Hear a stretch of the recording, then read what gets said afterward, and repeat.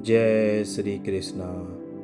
धृतराष्ट्र को महाभारत में कुरुक्षेत्र के युद्ध का सबसे बड़ा खलनायक माना जाता है, क्योंकि वे चाहते तो इस युद्ध को रोक सकते थे, परंतु उन्होंने पुत्र मोह में अपने ही वंश का नाश करवा दिया।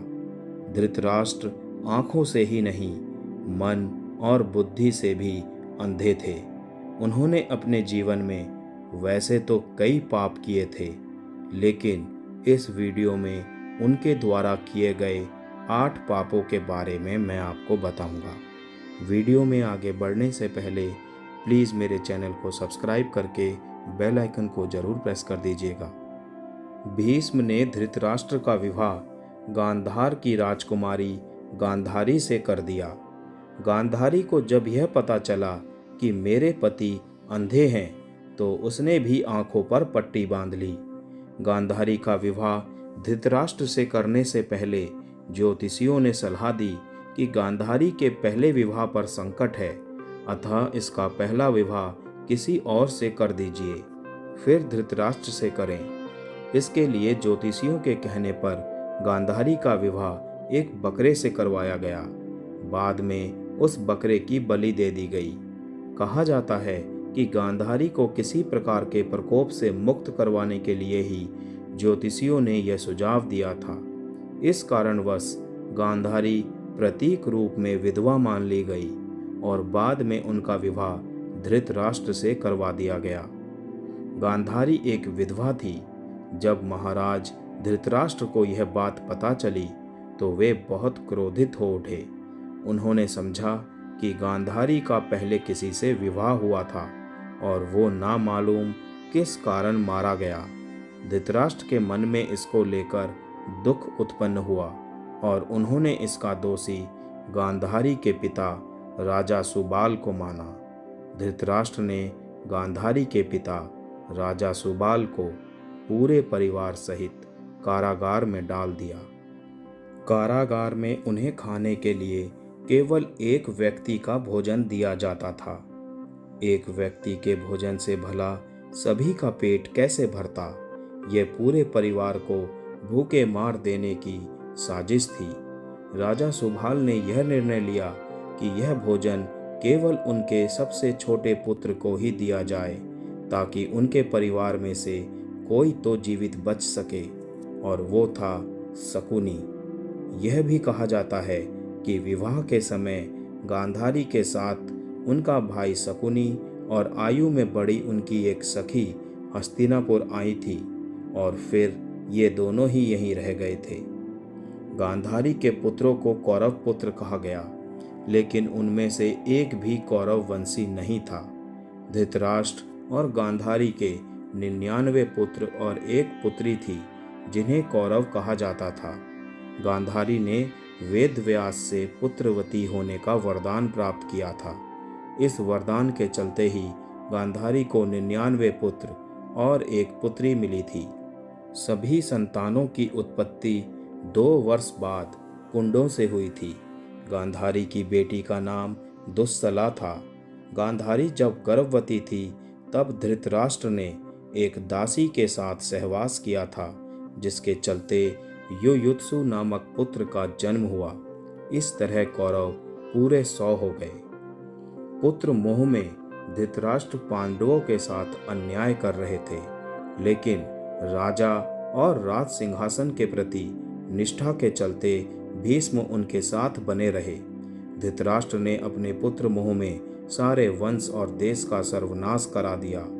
धृतराष्ट्र चाहते तो वे अपने पुत्र के हठ और अपराध पर लगाम लगा सकते थे, लेकिन उन्होंने ऐसा कुछ नहीं किया और दुर्योधन को गलती पर गलती करने की अप्रत्यक्ष रूप से छूट दे दी।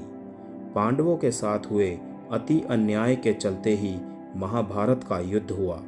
राज सिंहासन पर बैठे धृतराष्ट्र यदि न्याय करता होते तो यह युद्ध टाला जा सकता था।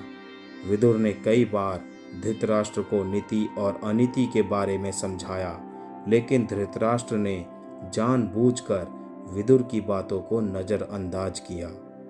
द्रौपदी के चीरहरण के समय भी भीष्म और धृतराष्ट्र चुप रहे और इसी के चलते भगवान कृष्ण को महाभारत युद्ध में कौरवों के खिलाफ खड़े होने का फैसला करना पड़ा। चीरहरण महाभारत की ऐसी घटना थी जिसके चलते पांडवों के मन में कौरवों के प्रति नफरत का भाव स्थायी हो गया। यह एक ऐसी घटना थी जिसके चलते प्रतिशोध की आग में सभी जल रहे थे। वयोवृद्ध और ज्ञानी होने के बावजूद धृतराष्ट्र के मुंह से कभी न्याय संगत बात नहीं निकली। पुत्र मोह में उन्होंने गांधारी की न्यायोचित बातों पर भी ध्यान नहीं दिया। गांधारी के अलावा संजय भी उनको न्यायोचित बातों से अवगत कराकर राज्य और धर्म के हितों की बात बताते थे, लेकिन वो संजय की बातों को भी नहीं मानते थे।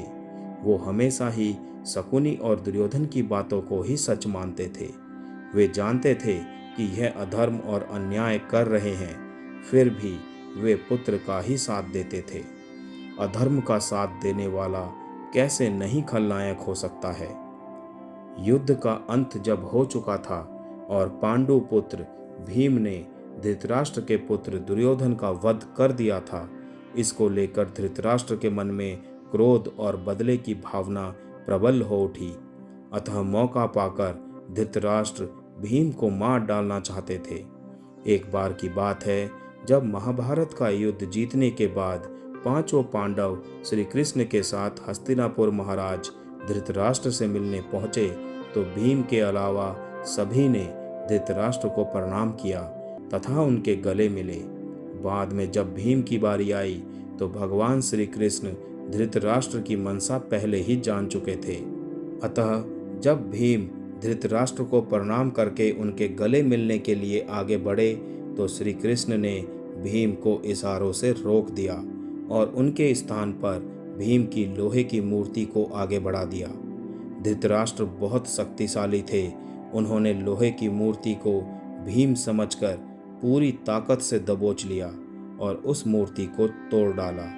उनमें क्रोध इतना था कि उस समय वो यह भी नहीं जान पाए कि यह तो लोहे की मूर्ति है। भीम की मूर्ति तोड़ने से उनके मुंह से भी खून निकलने लगा था। इसके बाद जब धृतराष्ट्र का क्रोध शांत हुआ तो वे भीम को मृत समझकर रोने लगे। तब भगवान श्री कृष्ण बोले कि भीम तो जीवित है, आपने भीम समझकर भीम की मूर्ति को तोड़ा है। इस प्रकार भगवान श्री कृष्ण ने धृतराष्ट्र से भीम की जान बचाई थी। कहते हैं कि पूर्व जन्म में किए पापों के कारण धृतराष्ट्र जन्म से ही अंधे थे और उनके सभी पुत्र मारे गए। दरअसल अपने पूर्व जन्म में धृतराष्ट्र एक बहुत ही निर्दयी एवं क्रूर राजा थे। एक दिन जब वे अपने सैनिकों के साथ राज्य भ्रमण को निकले तो उनकी नज़र एक तालाब में अपने बच्चों के साथ आराम करते हंस पर पड़ी। उन्होंने सैनिकों को तुरंत आदेश दिया कि उस हंस की आंखें निकाल ली जाएं। सैनिकों ने राजा की आज्ञा का पालन किया। दर्द से बिलखते उस हंस की आंखों को निकालकर राजा अपनी सैनिकों के साथ आगे बढ़ गया। उस हंस की असहनीय पीड़ा के कारण मृत्यु हो गई। इस घटना को देखकर उसके बच्चे भी मृत्यु को प्राप्त हो गए। मरते वक्त हंस ने राजा को श्राप दिया था कि मेरी तरह ही तुम्हारी भी यही दुर्दशा होगी। इसी श्राप के कारण अगले जन्म में धृतराष्ट्र अंधे पैदा हुए तथा उनके पुत्र उसी तरह मृत्यु को प्राप्त हुए जिस तरह हंस के।